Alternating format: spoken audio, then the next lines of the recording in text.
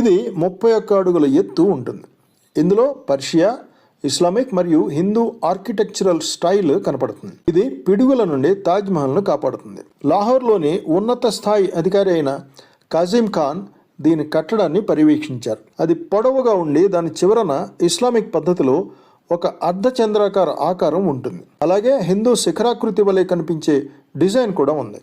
ఇది మౌలానా కాసిం ఖాన్ అనే కళాకారుని చేత తయారు చేయబడింది. అయితే ప్రస్తుతం తాజ్మహల్ పైన ఉన్న శిఖరం ఆ 466 కిలోల బంగారు శిఖరం కాదు.